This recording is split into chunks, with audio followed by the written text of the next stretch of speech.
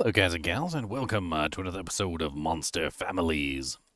Today we're going to be looking at the Bloodhawks.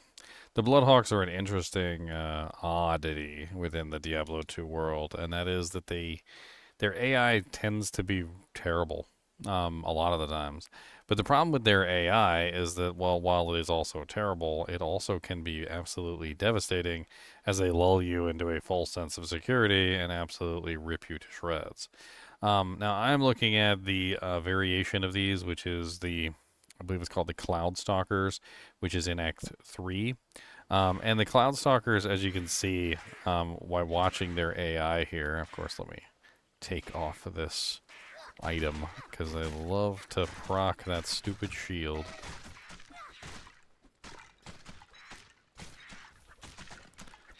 Let's just put that in the stash for the moment. Now, one of the things that you'll notice about their AI, which is actually quite interesting, is that they're really stupid.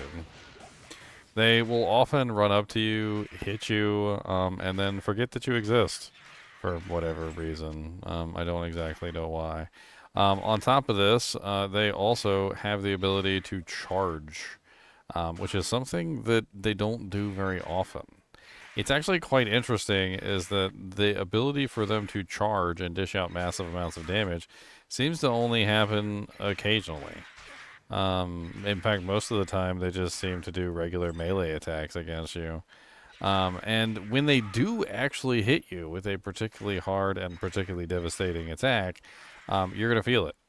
It's actually really weird the way that their AI functions because most of the time they're just floating around, like doing stupid stuff. In fact, you can even see them doing it right now. Like, they'll attack me, and then all of a sudden they're just like, you know what? I don't really need to attack this necromancer anymore. And then they'll just decide that they don't want to fly away anymore and then come back. Like, did you see that one that almost just, like, completely went out of range and just wasn't even attacking me? He's like, it's no big deal.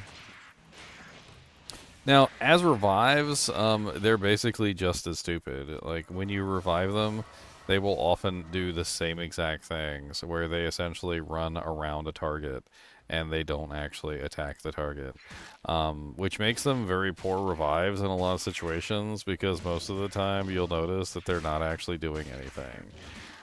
So probably better off avoiding these as revives. They also don't tend to have very many hit points, and they die really easily. Overall, kind of poopy. Now, if you telestomp stuff, they could definitely be much better because you can lock them into position and force them into combat. But if you're not telestomping things, then probably not. Now, these also come in different variations where they actually have nests, and the nests essentially allow them to spawn multiple times and a very large number of them. So there are two different variations of these particular monsters. One variation is the variation where, of course, you have them by themselves, and they are fully functional members of the Blood Raptor Society. And another way that they tend to spawn is they tend to spawn where they are coming from a nest. And let me see if I can get one of these Bloodhawk nests to spawn. I don't think this one is going to be it. No, we got Lancers and we got the other type. Another interesting side note about these monsters is that, believe it or not, the Bloodhawk nests can actually spawn as champions and elites, which is really weird. It's something that you don't see very often, and I'm not sure exactly why it is something that only happens once in a blue moon as opposed to, more like all the time. Maybe it's like actually programmed into the game to prevent it from happening for the most part. But it does happen. It happens on a regular basis, and you will see the Bloodhawk nests spawn as champions. I've actually gotten some pretty good items from the Bloodhawk nests. Now, it is important to note that the Bloodhawk nests can essentially continually spawn Bloodhawks forever, making it so that, well, obviously, you're not going to get any EXP from them. Because anything that spawns monsters forever Yeah, no, nothing in this one either. Anything that spawns monsters forever is going to not give you any EXP, and that's pretty much the gist of that.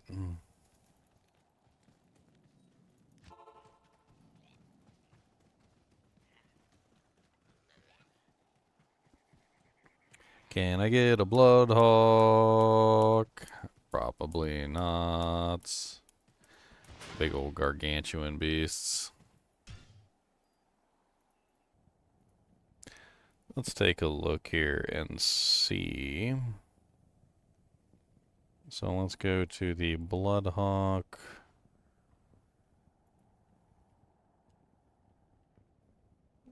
And specifically find the nest.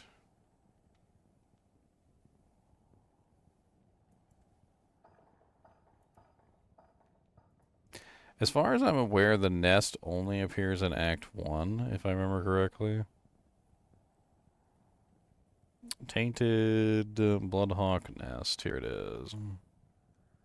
So this is the Bloodhawk nest. The Bloodhawk nest, it basically just poops them out. Just constantly making little Bloodhawks over and over and over again. There's the Foul Crow nest, the Bloodhawk nest, the Black Raptor nest, and the Cloud Stalker nest. And these essentially exist to just poop out babies. Now, the thing about this is that like none of them that come out of this thing will give you any EXP, except for the ones that had already spawned around the nest before you got there. So your general goal with these is to kill the Bloodhawk nest as quickly as possible, because if you don't, they're just going to keep pooping out the babies, and the babies are going to come and chase you down, which is pretty straightforward. The Bloodhawk nests don't have any fire res, they don't have any cold res, they don't have any lightning res, they don't have any poison res, they don't have any magic res, they don't have any physical damage reduction. They are not capable of blocking. Just in general, like across the board, when it comes to these particular nests, they're just kind of damage sponges. They have huge amounts of HP, upwards of 31,579, and of course, that is not even including higher player counts and champions and elites that get even more HP than that. So sometimes the Bloodhawk nest can be a little bit of a pain in the butt to actually deal with. The Bloodhawks themselves, on the other hand, don't have any cold resistance. They don't have any lightning resistance, except for the Cloud Stalkers that are only in Act 3. They don't have any poison resistance in normal or nightmare difficulty, except the Black Raptors for some reason, which have up to 80% nightmare difficulty. And then they do get really good resistances to poison in hell difficulty, except for the Cloud Stalkers, which seem to be specific for lightning. They've got no magic res, and even their physical damage reduction is very low. It's very odd, though, that the Cloud Stalker has 30 to 40% resistance for physical in normal and nightmare, but none in hell, which is also a little weird.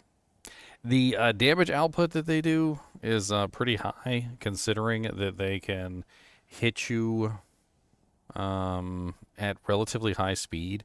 It certainly seems to me like, and it always has seemed to me like, they actually have the ability to charge, but only occasionally. They can also always have a chance. It's like a 15% chance to poison you as well, which also makes them kind of nasty, because if you get a large number of them around you constantly hitting you, you're going to definitely have a large number of poison effects on you. And of course, as you know, any poison effects in Diablo 2 can crit poison, and once they crit poison, all your HP goes to bye-bye.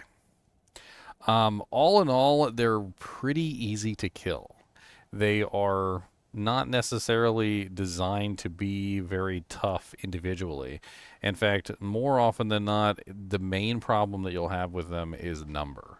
The number of them, like 10, 20, 30, as the little like baby making machines just start pooping them out and they don't stop, you'll have a ton of them floating around all over the place. And the crazy thing is they seem relatively innocuous. They seem relatively easy. And in most situations, they will be. But occasionally, and this is something that I've always had a good chuckle at, is occasionally they will suddenly decide that they have a brain in their head and they'll go to attack you. And they can hit really hard, individually or as a group. In fact, if you have 7 or 8 or 9 or 10 or 20 of them all charge you at the same time, if they suddenly like grow a brain and attack you all individually at the same time, they're just coming at you. They can literally take you out almost instantaneously. And I've seen it before, and I've also laughed at it before because it is pretty funny when you see it happen.